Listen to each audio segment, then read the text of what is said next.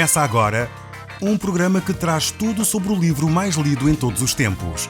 Apresentamos O Som do Livro.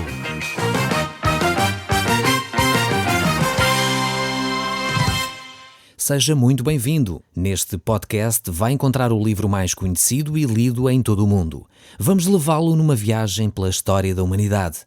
Este é um audiolivro para si, para a sua família e sociedade em geral.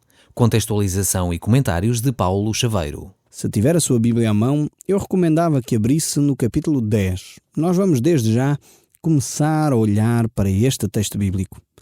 Nós no último programa estivemos a analisar o capítulo 9 e uma parte deste capítulo 10. E chegamos a uma das partes mais interessantes, a uma das declarações mais vitais para nós como cristãos. E ela encontramos-la aqui no capítulo 10, no verso 9 e 10. Aquele que confessa a Cristo com a sua boca e aquele que crê no seu coração que Deus ressuscitou a Cristo de entre os mortos será salvo. Esta é uma afirmação que pode mudar o rumo da sua eternidade. E realmente é extremamente importante que você tome atenção a esse texto bíblico do capítulo 10 deste livro de Romanos. Este livro de Romanos realmente tem pérolas muito preciosas acerca da nossa vida aqui com Deus e acerca da nossa eternidade. Se você prestar bem atenção, vai realmente poder ver como Deus quer relacionar-se conosco. Aqui este capítulo 10 e este capítulo 11 vai falar acerca da nação de Israel. Mas não vai falar só da nação de Israel, vai falar também acerca da sua vida e da minha vida. Como é que nós podemos retirar lições deste povo, esta nação de Israel que tanta coisa tinha ao seu dispor, mas também ao mesmo tempo que passou ao lado de um propósito tremendo que Deus tinha. Assim nós podemos viver dessa forma. Deus tem promessas tremendas para si, mas você pode passar ao lado delas, dependendo da sua atitude, dependendo daquilo que você faz em relação àquilo que Deus está a dizer neste momento. Por isso mesmo vamos começar desde já a olhar para este capítulo 10 e vamos ver o verso 11 deste capítulo 10 do livro de Romanos. E diz assim: Porquanto a Escritura diz, todo aquele que nele crer não será confundido. Temos aqui esta primeira afirmação que as Escrituras nos deixam. Aquele que crer em Jesus não será confundido. Não tem dúvidas, não está enganado, não é equivocado. A fé em Cristo Jesus não traz só esperança ao nosso coração, não traz só segurança ao homem, não traz só a paz que excede o entendimento, mas ela traz também esclarecimento, traz também entendimento acerca das coisas e da vida. Nós podemos dizer que quando nos relacionamos com Deus, passamos a ter um maior entendimento e uma maior compreensão acerca daquilo que é verdade e acerca daquilo que é mentira, acerca do que é falso e do que é genuíno, acerca talvez até daquilo que é fundamental para nós, para a nossa existência. A Bíblia, a Palavra de Deus, esclarece realmente uma série de dúvidas e perguntas que o homem tem. Muitas vezes a religião tenta explicar essas dúvidas. Muitas vezes nós procuramos na filosofia algumas destas questões e tentamos responder através de abordagens filosóficas. Mas não há dúvidas que é a Bíblia que traz a luz sobre a nossa existência. É ela que revela realmente quem nós somos e para onde caminhamos. É ela que mostra quem Deus é e o que Deus quer fazer ao homem. Então, quando nós compreendemos a Bíblia tal qual ela é, e não como nós achamos que ela deveria ser, ou como alguns acham que deveria ser, quando nós olhamos para as Escrituras de uma forma clara, simples, até, básica, podemos compreender as verdades profundas de Deus. Este é o grande milagre das Escrituras. Este é o grande milagre da Bíblia.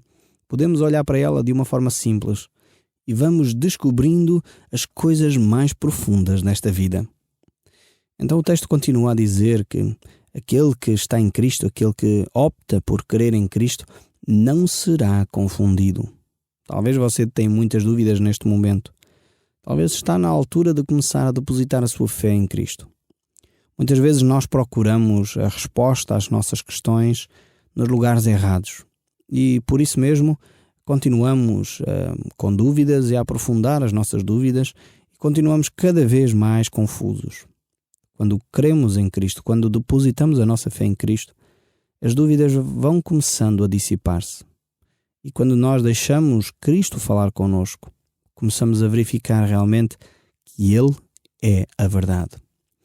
Então, continuando o texto bíblico aqui, ele diz: pois não há distinção entre judeu e grego, uma vez que o mesmo é o Senhor de todos, rico para com todos os que o invocam. Que este texto mostra claramente que Deus não faz acepção de pessoas. Deus quer igualmente que todos os homens cheguem ao conhecimento de quem Ele é. Deus não cria privilégios para A, B ou C. Por isso, quando nós entendemos as Escrituras e quando nós vemos neste mesmo livro de Romanos alguns textos bastante delicados e que muitas vezes têm sido mal interpretados, temos de entender declarações como esta, neste mesmo livro de Romanos. Aqui que Deus não faz acepção de pessoas. Deus trata todos de igual modo. Deus é rico para com todos aqueles que o invocam. Todos aqueles que procuram Deus, encontram. Se você está à procura de Deus, eu quero deixar aqui esta palavra da parte do próprio Deus, que se você o invoca, você vai encontrar Deus. Você está numa busca de quem Deus é, eu quero dizer que Deus se vai revelar. Não porque eu saiba mais do que você, não porque eu seja especial em relação a você, não, é porque Deus o declarou aqui. É que Ele é um Deus que se quer revelar à humanidade. Todos aqueles que o invocam, Deus é rico em misericórdia para com eles. Deus se vai manifestar. O texto bíblico ainda nos diz: todo aquele que invocar o nome do Senhor será salvo. É uma outra afirmação categórica das Escrituras. Invocar aqui o nome do Senhor significa declarar que Ele é Senhor sobre a sua vida. É dizer: Deus, és tu que governas agora a minha vida. Não é simplesmente dizer: ai meu Deus, não é disto que estamos a falar.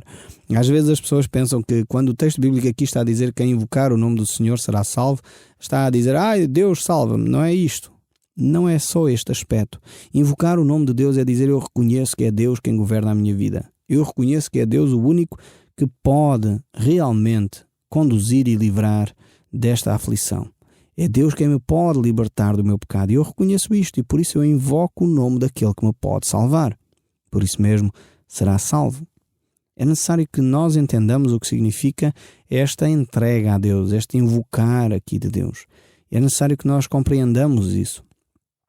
Lucas, que era um escritor dos evangelhos, ele era evangelista e ele era também médico de profissão. Ele registra no seu livro de Atos dos Apóstolos, pois foi ele que escreveu também o livro de Atos, alguma coisa muito interessante acerca da cidade de Filipos. Ele era um homem que realmente procurava as coisas simples para pô-las como testemunho para aqueles que iriam ler os textos bíblicos. Um homem humilde e simples procura o apóstolo Paulo e lhe pergunta: o que devo fazer para me salvar? E Lucas escreveu este episódio aqui e Paulo responde de uma forma simples: crê no Senhor Jesus Cristo e serás salvo. Esta é a resposta de Deus para a humanidade. É isto que Deus propõe para si. Não há nada de mais complicado, não há nada escondido. É uma atitude simples de fé. Uma fé depositada na pessoa de Jesus. Não é uma fé depositada, enfim, numa outra entidade qualquer, numa outra pessoa qualquer, numa religião, sei lá. Você muitas vezes, se calhar, tem outras opções para colocar na sua fé. Mas a palavra de Deus nos diz que a opção da nossa fé, que nos dá a salvação, é a pessoa de Cristo Jesus. Crê no Senhor Jesus Cristo e serás salvo, tu e a tua casa. Esta é uma outra afirmação que o apóstolo Paulo faz num outro contexto. Vemos que a palavra de Deus aqui no livro de Romanos confirma isso. Todo aquele que invocar o nome do Senhor será salvo. Invocar e crer. Declarar e crer no coração. Confessar com a boca, como já vimos um pouco mais atrás, e crer no coração. E esta realmente é as duas questões que têm que estar sempre presentes quando nós nos entregamos nas mãos de Deus. É declarar com a boca, e muitas vezes fazemos-lo depois através da água do batismo, dizendo eu batizo-me agora, porque agora compreendo que eu me relaciono com Deus. O batismo simboliza para mim essa morte e a ressurreição de Cristo Jesus. Por isso eu vou me batizar, eu vou declarar publicamente a minha fé. Eu sei que a maioria dos portugueses tem sido batizada sem que tivesse uma manifestação da sua fé, sem que tivesse podido dizer de uma forma audível, com a sua própria voz, dizer eu creio em Cristo. O batismo significa também isto, significa declarar que crê em Cristo.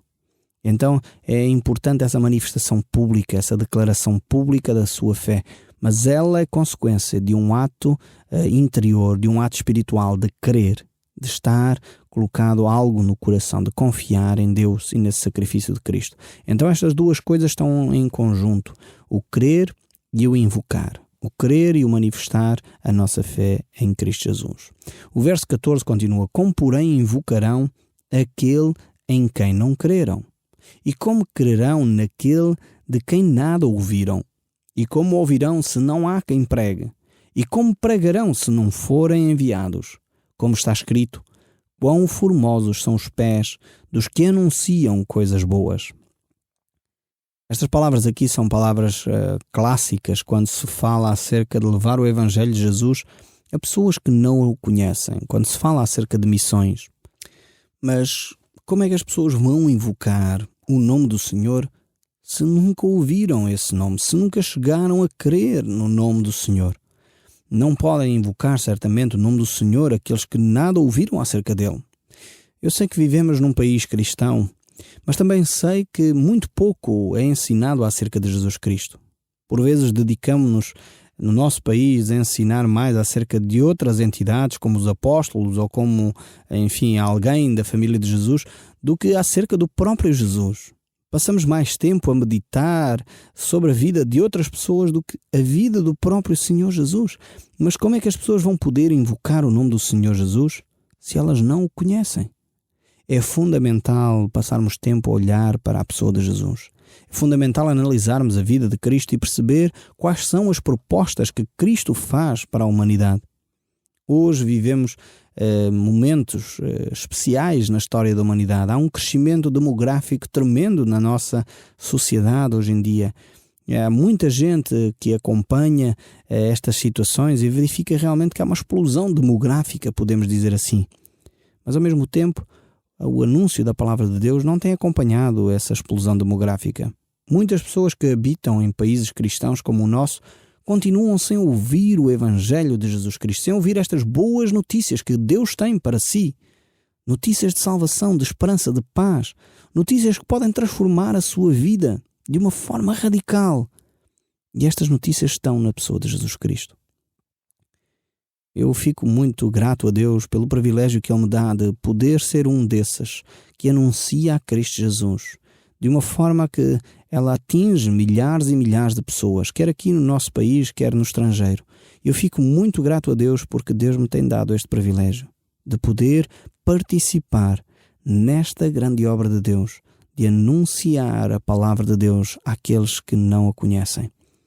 É por isso que Jesus Cristo, quando estava no nosso meio, Ele declarou isso de uma outra forma. Ele disse, "E depois por todo o mundo e pregai o Evangelho a toda a criatura. Quem crer e for batizado será salvo. Quem, porém, não crer será condenado." Vemos aqui que o ênfase de Jesus Cristo é no crer, mais uma vez. E vemos também que o desafio de Jesus é para nós podermos sair por todo lugar e poder anunciar o Evangelho de Jesus Cristo àqueles que nada conhecem. Há alguns anos atrás, eu estava exatamente a refletir sobre isto. Como é que nós podemos fazer chegar esta boa notícia de Deus? Que não é uma religião que Deus anuncia, não é uma religião que Deus apregoa, não são ritos que Deus está a falar, mas é uma relação com Deus através da fé em Cristo Jesus, única e exclusivamente. Não através de fé em várias entidades, em várias imagens, em vários meios para chegar a Deus. Não, é Cristo Jesus o único caminho para Deus. E eu estava a refletir sobre isto e um ano depois Deus deu-me o privilégio de poder ter este programa de rádio. Eu mantive-me em oração a pedir a Deus que Deus me desse esta oportunidade. Não falei com ninguém pois eu sabia que era extremamente difícil poder ter esta oportunidade, mas Deus concedeu-me, porque Ele queria realmente que você que está aí pudesse ouvir o Evangelho de Jesus Cristo. Este Evangelho que pode transformar a sua vida. O texto bíblico mostra realmente que a nossa relação com Deus é uma relação que nos faz realmente ser transformados por dentro. Saímos das trevas e passamos a viver na luz. É por isso mesmo que o próprio apóstolo Paulo diz que ele não se envergonha do Evangelho de Cristo, pois é o poder de Deus para a salvação de todo aquele que crê. E ele estava tão convencido desta verdade que ele dizia: ai de mim se não prego o Evangelho. Era realmente alguma coisa que o movia, que o fazia andar, que o levava a caminhar, a ser preso, muitas vezes a ser perseguido por causa da sua fé. E esta é a mesma palavra que ainda hoje Deus traz ao seu coração. Quem crer no Filho tem a vida eterna. Quem não crer já está condenado. Esta é a declaração de Deus. É a oportunidade que Deus lhes dá neste momento de poderem ter uma relação com Ele. Isso através da fé em Cristo Jesus. Este texto bíblico fala aqui acerca de um outro aspecto, que diz quão formosos são os pés dos que anunciam coisas boas, dos que anunciam esta boa nova. Vemos que realmente é uma mensagem tão importante que nós devemos dar valor a essa mensagem. Não ter vergonha de a anunciar e de proclamar àqueles que não conhecem a Cristo. Talvez algum familiar, alguma pessoa que ainda não tem essa relação com Deus. E eu sei que ainda hoje, na nossa sociedade, no nosso mundo onde nós vivemos, há pessoas que pagam com a vida o facto de serem cristãos. Mesmo no nosso país, há pessoas que, por ouvirem este programa, sofrem represálias das pessoas que vivem na mesma aldeia, na mesma localidade, são de alguma forma discriminados. Eu quero dizer a essas pessoas, vale a pena perseverar, vale a pena continuar a obedecer à palavra de Deus. Vale a pena porque está em causa a sua eternidade. E isso é algo que você deve dar valor, deve realmente valorizar. Mas o texto bíblico continua e diz: mas nem todos obedeceram ao Evangelho, pois Isaías diz: Senhor, quem acreditou na nossa pregação? Isto devemos também estar conscientes. Nem todos aqueles que ouvem a palavra de Deus vão tomar uma decisão no sentido de seguir a Cristo. É uma opção pessoal. Deus não obriga ninguém. Ele realmente dá-nos essa oportunidade, mas não vai forçar ninguém a segui-lo. Esta é a atitude de Deus para com o homem. É uma decisão individual e livre de cada um de nós. O verso 17 ainda diz: e assim a fé vem pela pregação, e a pregação da palavra de Cristo. É esta fé que pode realmente ser alimentada pelo conhecimento da palavra de Deus. Eu sei que ao ouvir este programa, ao ler a Bíblia, você está a ser alimentado espiritualmente, porque ela fala acerca da palavra de Deus. O verso 18 ainda diz: mas pergunto, porventura, não ouviram? Sim, por certo. Por toda a terra se fez ouvir a sua voz, e as suas palavras até ao confim do mundo. Pergunto mais, porventura, não terá chegado isso ao conhecimento de Israel? Moisés já dizia: eu vos porei em ciúme com um povo que não é nação, com gente insensata, eu vos provocarei à ira. E Isaías a mais se atreve e diz: fui achado pelos que não me procuravam, revelei-me aos que não perguntavam por mim. Quando Isaías, porém, ele diz ainda: todo o dia estendi as minhas mãos a um povo rebelde e contradizente. Vemos que Deus realmente estava a agir no sentido de procurar tocar o seu povo. Mas o povo realmente não queria seguir a Deus. Busquei ao Senhor enquanto se pode achar, invocai-o enquanto Ele está perto, diz a palavra de Deus. É uma atitude que nós devemos ter, devemos agir nesse sentido. E o capítulo 11 continua: pergunta, pois, terá Deus porventura rejeitado o seu povo? E agora a afirmação: de modo nenhum. Porque eu também sou israelita da descendência de Abraão, da tribo de Benjamim. Deus não rejeitou o seu povo, a quem de antemão conheceu.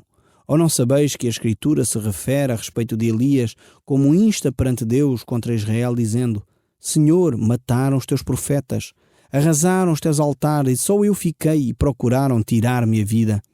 Lhe disse, porém, a resposta divina: reservei para mim 7.000 homens que não dobraram joelhos diante de Baal. Assim, pois, também agora, no tempo de hoje, sobreveio um remanescente segundo a eleição da graça. Que diremos, pois? O Israel busca isso, não conseguiu, mas a eleição o alcançou e os mais foram endurecidos? De forma alguma. Vemos aqui realmente que Deus continua a buscar a sua nação. Deus continua a procurar trazer o seu povo para, como diz aquela imagem do livro de Isaías, como a galinha tenta juntar os seus pintos debaixo das suas asas, assim Deus tenta fazer com aqueles que um dia já tiveram uma relação com Ele. Mas o texto bíblico aqui continua e segue e mostra até que ponto Deus vai para levar o seu povo ao arrependimento. Diz aqui no verso 8: Deus lhes deu um espírito de entorpecimento, olhos para não verem e ouvidos para não ouvirem, até o dia de hoje. E diz Davi: tornar-se-lhes-á a mesa em laço e armadilha, em tropeço e punição. Escureçam-lhe os olhos para que não vejam e fiquem para sempre encurvados as suas costas.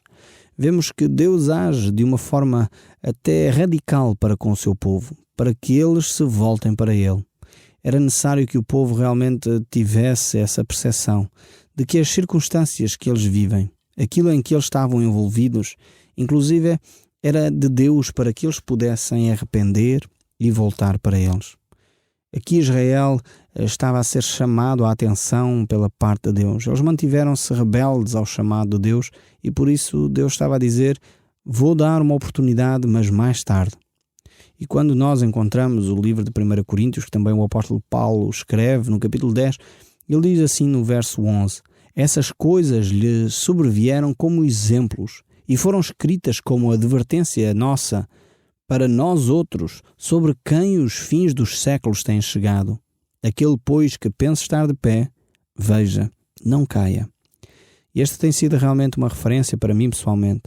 Muitas vezes nós pensamos que só acontece aos outros. Só os outros é que podem abandonar a fé, só os outros é que podem fazer pecados que desonram o nome de Deus. Mas vocês que estão em pé, diz o texto, cuidado, não caiam. O Som do Livro, uma produção da Rádio Transmundial de Portugal.